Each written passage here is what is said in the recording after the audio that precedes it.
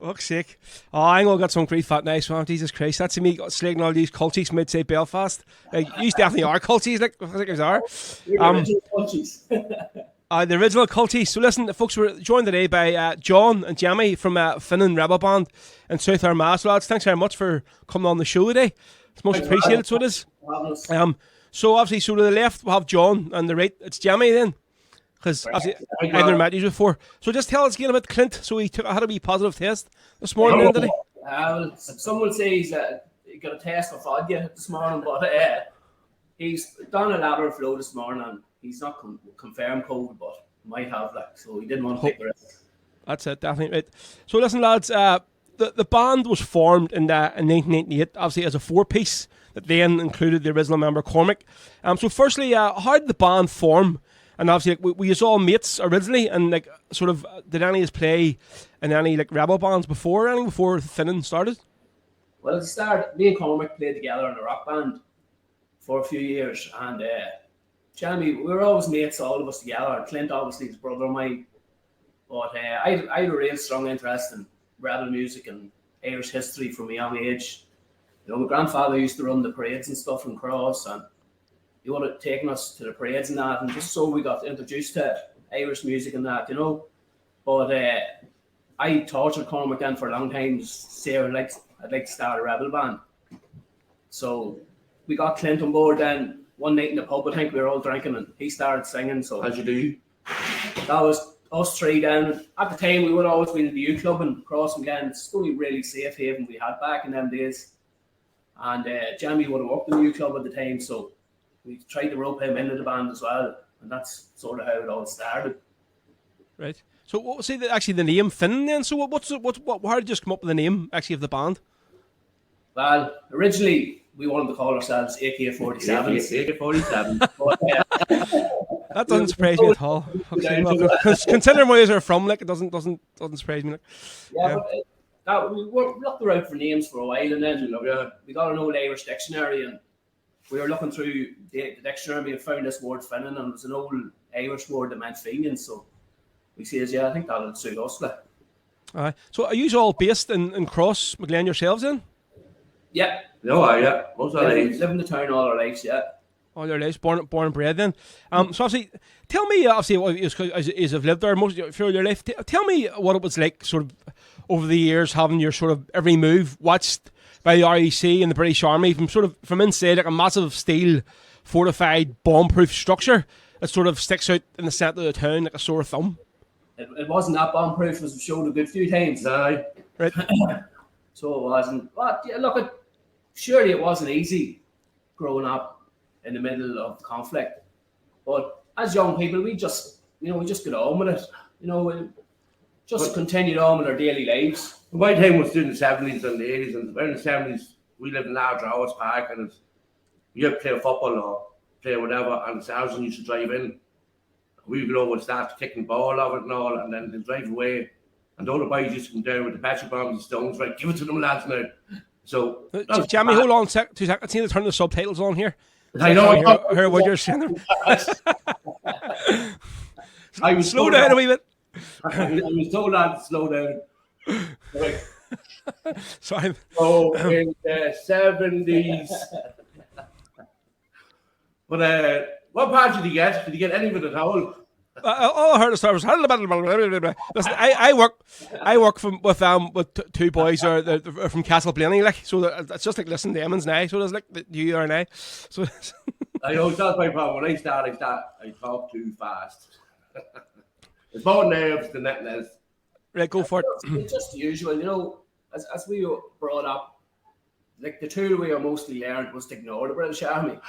Yeah. In the town, like it hurt them more that we didn't recognise them and that they were actually there.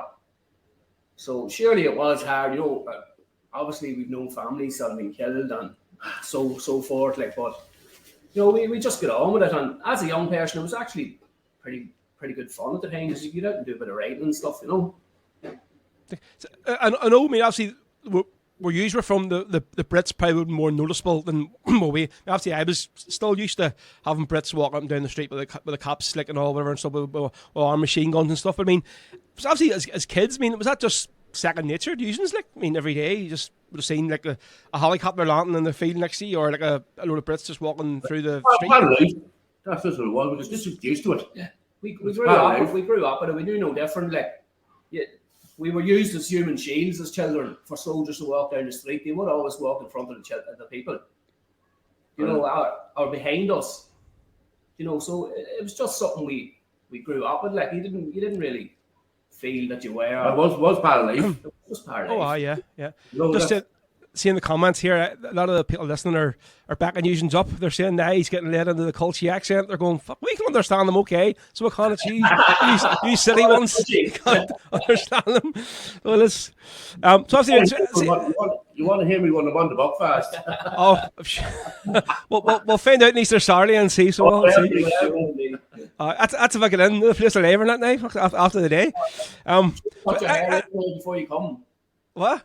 Make sure you cut your hair properly, you know, before you come down. Yeah, I'll have to charge the clippers up. So, so any time sort of I think of Crossmaglen, right? Obviously, I've been there a good lot of time, but there's a picture comes to mind of like obviously Crossmaglen Rangers were playing a match, the picture behind the barracks, playing like a GA match, and then this big, just massive Chinook was landing sort of in the next field with a load of Brits, like sort of getting out. I mean, was that there like a daily occurrence fusions that happened this whole time? Like maybe not Chinooks as much, but you know, they will be there every now and again. But helicopters, 24/7, all the time, like.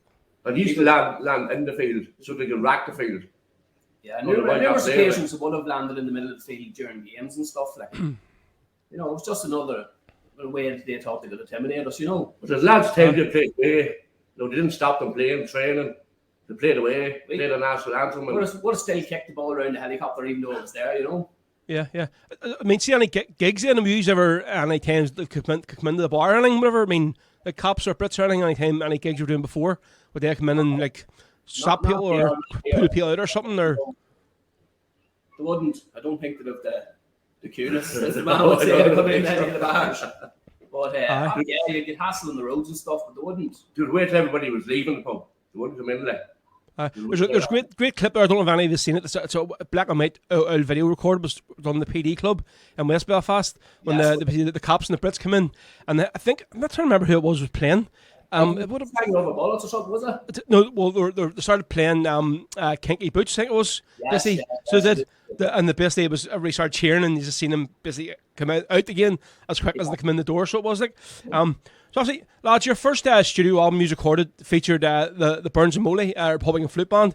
Obviously, I've been involved in flute bands all my life, so I'm very well aware of the band. I've done a lot of parades with them, so I have. It sort of leads us on to our next featured song from the new album. It's the Two Britons.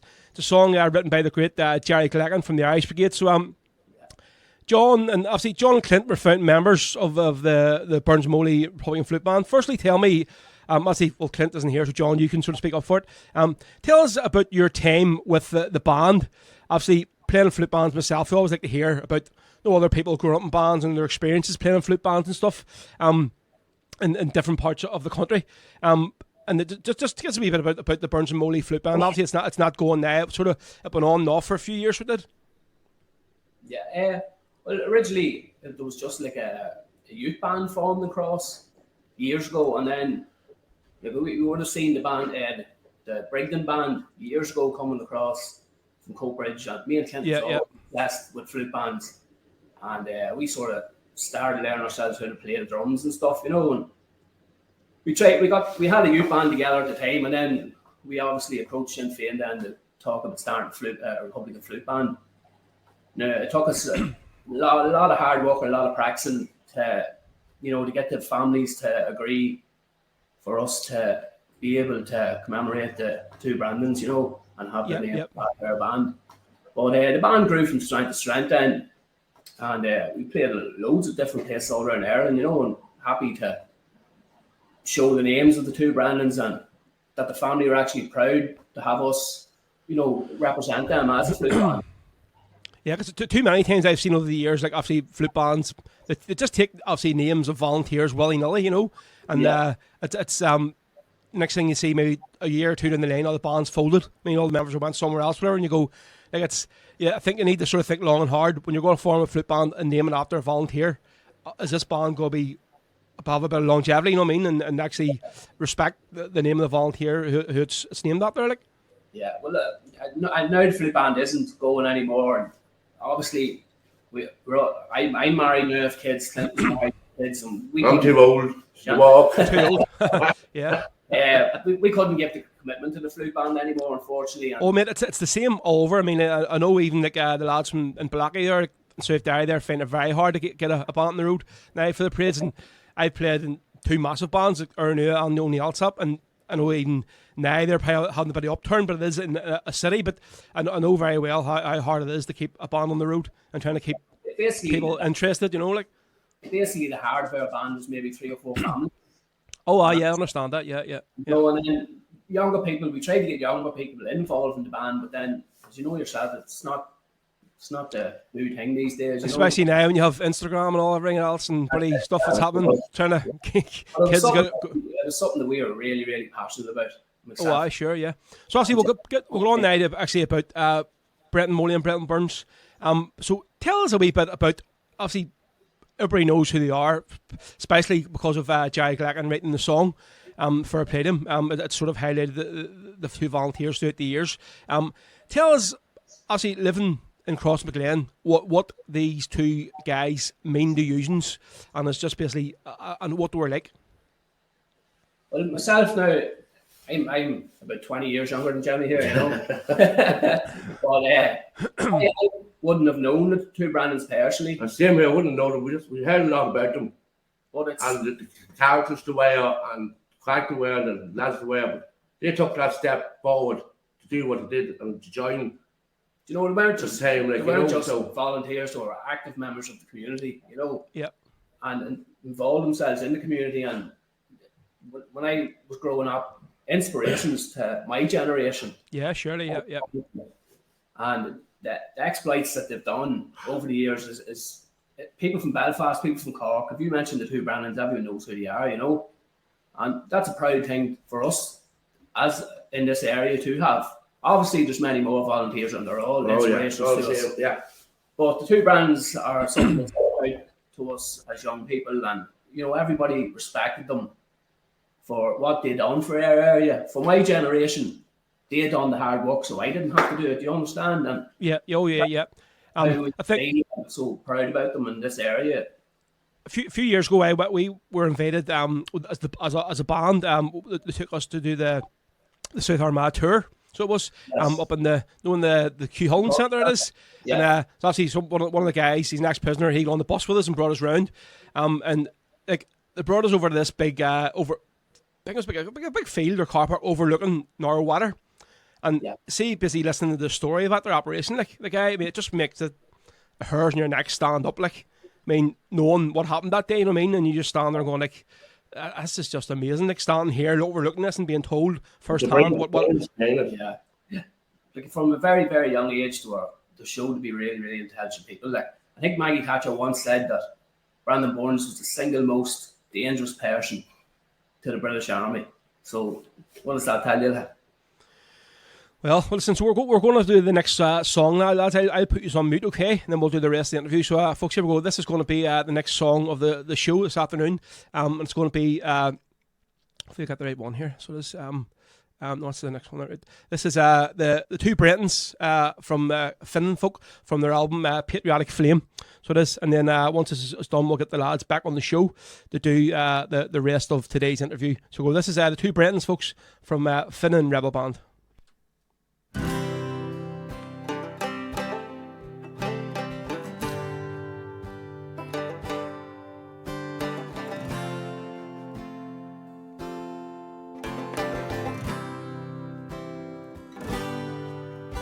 I'll tell the tale of gallant men who in the hills round Crossmaglen became a living legend in their day.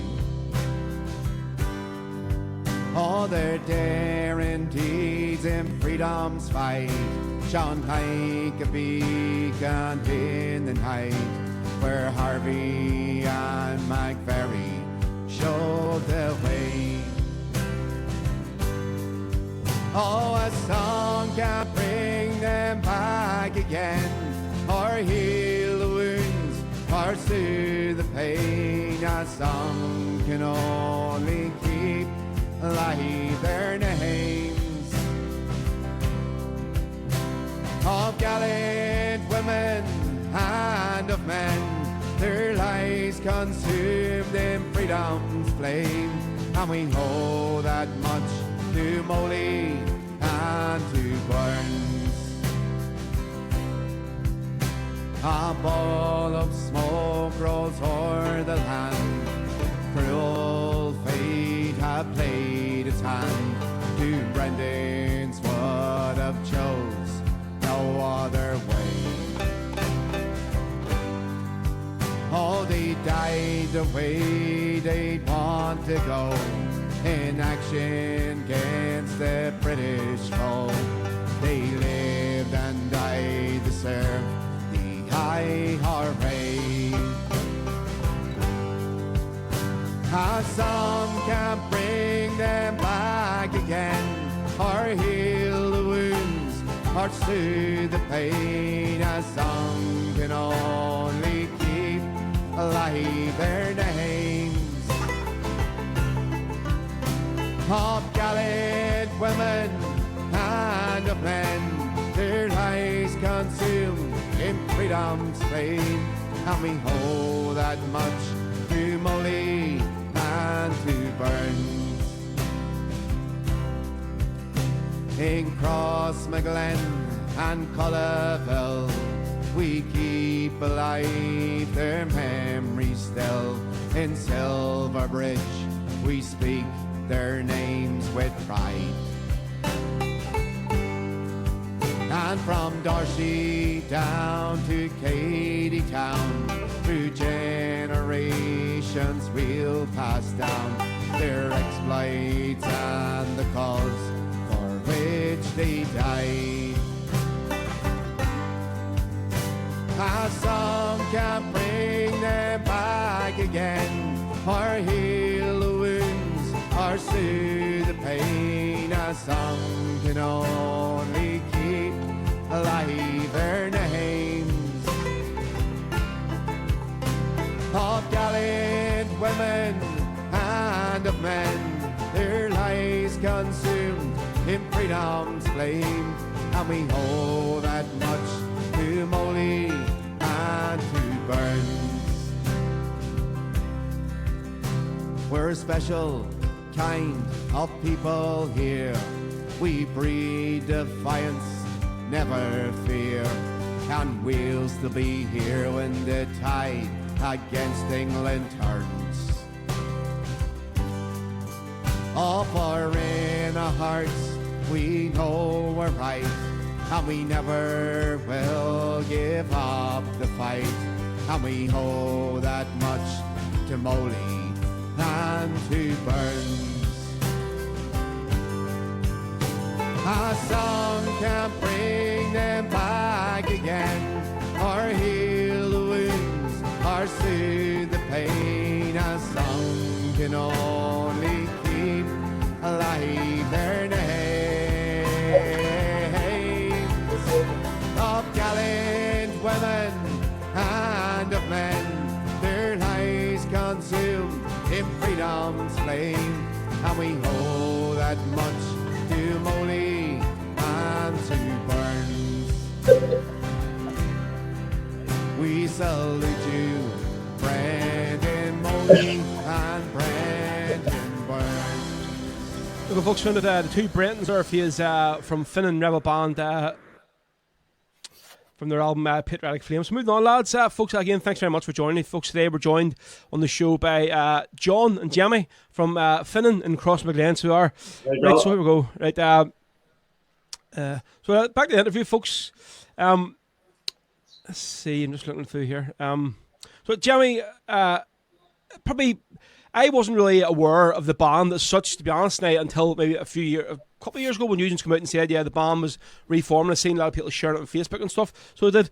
So yes, obviously you were sort of on off for a few years and sort of back on the road, and you were sort of play at Easter, the odd gig and stuff. I mean, what was the reason for that? Say just life got in the way and stuff, basically, or whatever it was just. That's basically it.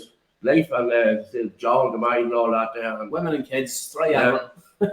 Oh, that's a good excuse for me. But they came to an end, like, and the gigs started running out. And obviously, Cormac then had other commitments and that's we couldn't get everybody playing, and so me and John started back up again ourselves. So, John, did you originally play the drums in the band? Yeah, I played the drums, and then I actually racked my knee playing football, and I was off work for 10 weeks. So I learned how to play the guitar during this time. Still learning, but good enough. Definitely still learning. But but we would have got together at Easter. Me and Jamie done a couple of gigs together at Easter. So was Cormac the original guitar player in the band, was he? And I was on the drums, Jamie on the bass, and Clint singing on the whistle. But obviously Cormac then he decided he didn't want to be there anymore. So we did take a break for about 7 or 8 years, and then Dolan I was an accordion player as well. Dolan McEnany. He joined us a few times. But just Clint came and seen me and Jamie playing one night, and I think he was a wee bit jealous, so he wanted to get back playing music again as well. So we sort of decided, let's show.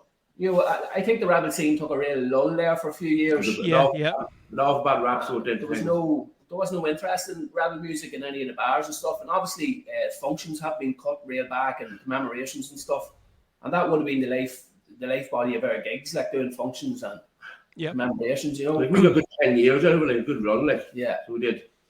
But especially as like a 3-4 piece, it's obviously it's different for like a one person Rebel singer or even a 2-piece. They can probably get work every single weekend, where a bar doesn't mind paying like a one guy or two guys, but like when there's 3 or 4, it's getting a bit more tired. Well, I don't really want to pay it there. We only have a wee sort of small bar, we don't take enough takings to cover for you, like.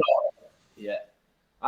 We had residencies in a few bars, we would have once a month gigs in Dundalk and Castleblayney, that we were, and Cross obviously, we wouldn't have played every month, but right. We'll just get knocked off Facebook. Give me 2 seconds here. I need to get back on here again. Whatever, I don't know what happened there, but Mark Zuckerberg has just removed us from Facebook, so I'm just going to start a new stream here now. So maybe that's a good thing. I don't know. Maybe it's we can understand what it was saying. Yeah, so Facebook is just because the numbers went down a wee bit there. So I've just started another Facebook stream now, so we'll give it a wee bit so everybody else can join back in again. So obviously you recorded a live album in Coatbridge, lads. He did. I didn't actually know this, but my mate Pedro, he sent me a wee picture last week on WhatsApp of a picture of the album. And I was like, fucking hell, I didn't know they recorded an album over there. Obviously it was recorded in for me personally, I say the legendary Clock Bar. I've been there. I think it's now like a fancy wine bar or something nice. So it is. I can remember like we used to go over every year with the only Altsop for the Loughlin Island parade. In the summer there from. So obviously that would have been the hangout with the flute band all played in. So in the Clock Bar. So say it was some spot. So it was, had to say. I actually one of the wee men was with us, went straight in the bar, and he asked the guy for something, and I says, "What's that there?" And he got us for a shot or something, and he says a bucket or something, and the guy, it was a shot of Buckfast. So it was, and I was like, "What the fuck is that? What? A shot of Buckfast?" He says, "Oh, I met these," and since that weekend, I know how much over there they love their Bucky now and Coatbridge, like, fuck's sake. Big chick especially, like, a man loves it too, does, fuck's sake. But so obviously talking about the usually will be pretty close to the Coatbridge band. They go over to across McLean, most Easter and stuff. So what's the sort of crack there with the band, the people of Coatbridge? Well, it sort of all went back to the late 80s, early 90s, when the original Brigden Republican Flute Band came to play in Cross at Easter every year. And we actually done a big gig in Galway one night. I think it was for the first 3 guys to escape out of Portlaoise. And there was a guy there from Salisbury, just outside Coatbridge, and he took a card off us and actually ended up got us gigs over there. And as soon as we get off the boat, we met a couple of guys at the at the other side of the boat, and they recognised us straight away from Cross, from years ago. Yeah. We've made friends now 20 years. We've been at our weddings and all, And I think Franny used to be involved with Britons, didn't he? Yeah, Franny would have been the fellas that we would have met, and we've friends now forever, like, you know what I mean? Like, we just formed that bond with them, and we've been back and forth with them, not only doing gigs, but over to visit them and stuff, Yeah. Hospitality we get with them people over there, it's like a second home at the time. But definitely, it's say whenever we over and stay with the band, obviously you get like a family. There's no hotel or something. It's basically just stay with the band members, and I stayed with I think it was Barry and Jennifer. And their wee girl there, and their big fucking dog. It was about that size. For the 2 times I was there, and like literally, see you were treated like royalty. Honestly, that's all I can say. You go over there. I mean, it was just not. They couldn't do enough for you. Like, it was just, like brilliant people. So and fair play to them. So I'm actually, I haven't seen, because I've been out of the band for a few years now. I haven't really seen a lot of ones with the band, so I'm hoping we'll do this gig we're using them on Easter Saturday. I'll be able to see a lot of the ones from Cross McLean up the weekend. Good few lads coming over for Easter, so there is. Aye, happy days. So where have you used sort of over the years with the band? Where's it took you to? Like, I mean, playing. I mean, what have you travelled a couple of different countries, England, Scotland, whatever? Or I mean, where? Scotland, we most of it. Scotland and Ireland mostly. Would have played in nearly every county in Ireland, like, and then obviously. We got taken to Pope Bridge, and then that got us a few gigs in Glasgow and that at the time, We played what's called a Rigler. Somewhere wee places now. It wasn't even a village; it was like a house estate in the middle of nowhere. Where was this in? Roscommon or Rigner. So Roscommon. Oh, in Roscommon. Where would your sort of favourite place have been then, the gig, probably over Ireland over the years, like? Me, to be honest with you, my favourite gig was always the 2 Brandons commemoration every weekend, every year. That was a massive gig for us, to get that gig and done it every year. Without fail, we played that, and turned down a lot of big gigs because it was on the same weekend. But the 2 Brandons gig, and obviously going to play in Scotland, was a massive achievement for us. Over the boys, over the last boys guys over there. Like, we played in Seven Bridge one night from 2 Brandons do one, and we finished. They did a disco. We come back on at 3 o'clock and played at 6 o'clock in the morning. Jesus Christ! I've done a few gigs myself over the years. So I have, like, and you need a couple of days off work afterwards to recover from them. So you do, like, it was packed. It was good crack. Like, the place was packed, and nobody's going anywhere. That's it. So the 2 Brands always was our big night, and then obviously going to Scotland was a big thing for us too. Like. Oh, aye. Yeah, well, so I'm looking forward actually myself getting over here in March with Clover. We're going to be many tours for us, so it's been a while from I've actually been over and actually played, I mean, it's usually just over for a Saturday match, whatever stuff, so looking forward to that there. I think so. I'm delighted to say that I'll be doing 2 gigs with you lads over the next couple of months. So firstly in the Derry City Sports and Social Club on St. Paddy's Day. For Sears of Promotion, so big up to Connor and Michael and Kate Fat there for getting us on board. And then obviously your own gig is invited me to play on Easter Saturday up in Cross McLean itself. So I said that's a gig I'm really looking forward to, because it's been a few years. I think the last time I was up there I was actually doing a parade with the band, so it was a good few years ago. So it was. So is there any other sort of big gigs you have come up that you've planned, any or other ones throughout the country or anything? Or no, we haven't really anything planned yet. It's just trying to slowly work our way back into the scene, and getting involved with Sears Promotions has been a big help for us to get us out there, and obviously with yourself here promoting us on the show, thanks very much to you for doing that. I appreciate that.